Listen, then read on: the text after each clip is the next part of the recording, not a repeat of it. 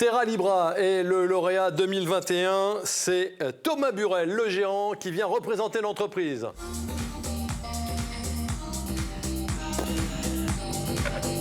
Et en musique en plus.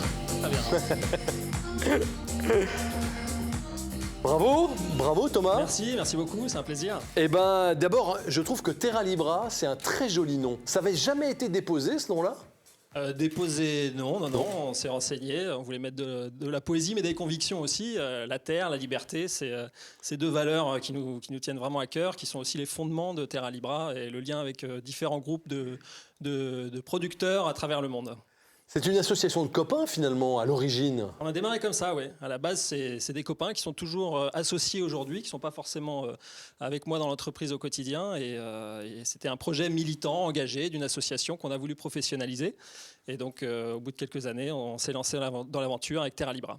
À la fois dans ce que vous proposez, on y reviendra, mais avec la façon aussi dont vous le proposez. Le management coopératif, c'est dans l'ADN de Terra Libra. Oui. Enfin, on l'a construit, puisque c'était un parcours. Moi, j'ai démarré d'abord tout seul dans une pépinière de la chambre de commerce. Là.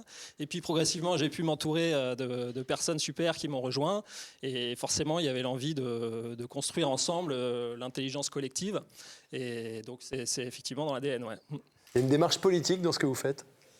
Pleinement, oui, complètement. C'est-à-dire qu'on a vu émerger le commerce équitable et l'agriculture biologique ces 15-20 dernières années. Enfin, ça a commencé bien avant tout ça, mais c'est vrai que ça a pris un certain essor ces dernières années.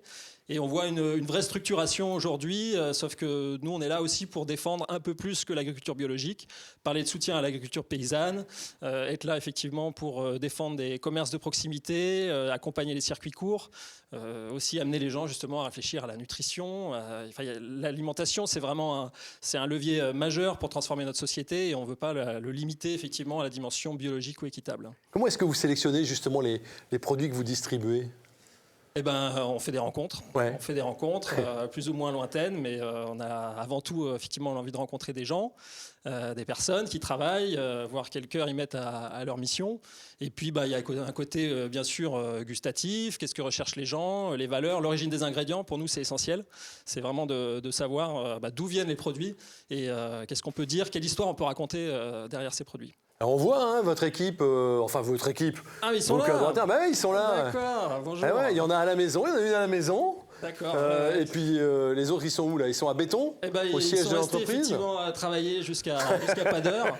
Et puis voilà, ils avaient envie de vivre ça ensemble, je crois. C'est chouette. Ouais, alors, vous avez aussi une ambition, c'est d'expliquer comment on mange et comment on peut bien manger.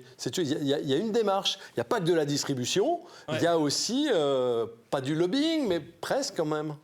On est effectivement, comme je vous disais, raconter une histoire et derrière ça, on a besoin de support en fait.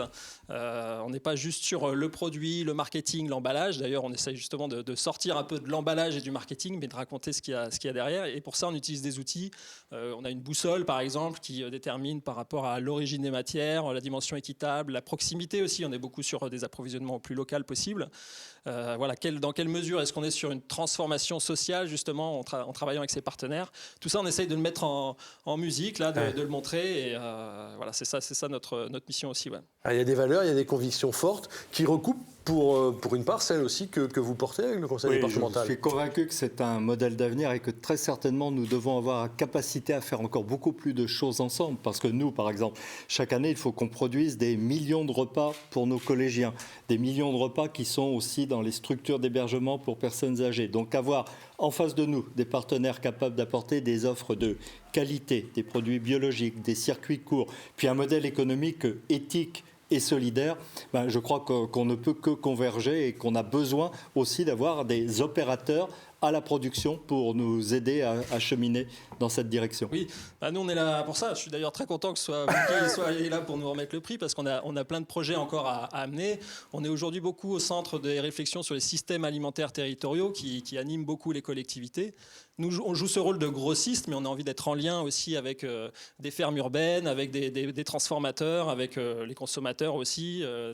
Donc tout ça, mettre en musique un écosystème. Alors, on a envie aujourd'hui d'aller vers ça, de peut-être demain créer un pôle autour de ces questions-là pour mettre en image ce que peut être justement les différents acteurs du système alimentaire et comment est-ce qu'ils collaborent, comment est-ce qu'ils créent des synergies ensemble. Voilà, le lien est fait. Et à l'économie sociale et solidaire, on a souhaité ça. y rester. L'agriculture dans ses dimensions de conversion, de transition, d'ancrage local aussi. Donc je crois que vous cochez toutes les cases. C'est magnifique, c'est clair. J'ai une toute dernière question, Thomas. Cette crise sanitaire, ça a aussi rapproché les gens des producteurs. On l'a vu. Oui. Ça a été pour vous un changement aussi? Il y a eu une phase, en tout cas, dans ce qu'on appelle le premier confinement, où les gens, effectivement, ont changé leurs habitudes de consommation, se sont rapprochés du petit commerce de proximité qu'on essaye vraiment, nous, de soutenir dans nos démarches. Nous, ça nous a effectivement bien secoué aussi, puisqu'on a dû faire face à une belle demande. Mais voilà, on sent depuis longtemps déjà que les gens parlent souvent d'où viennent les tomates. Moi, je suis en circuit court et tout ça. Donc les gens s'y intéressent. On veut aller plus loin que les produits frais, aussi questionner l'origine des produits, des matières premières qui viennent d'un peu plus loin. Mais les gens, effectivement, avancent vite et on est nombreux à vouloir les accompagner. En tout cas, bravo Thomas et bravo à Terra Libra et, merci à l'équipe et aussi, à toute ils sont l'équipe super. qui travaille avec vous.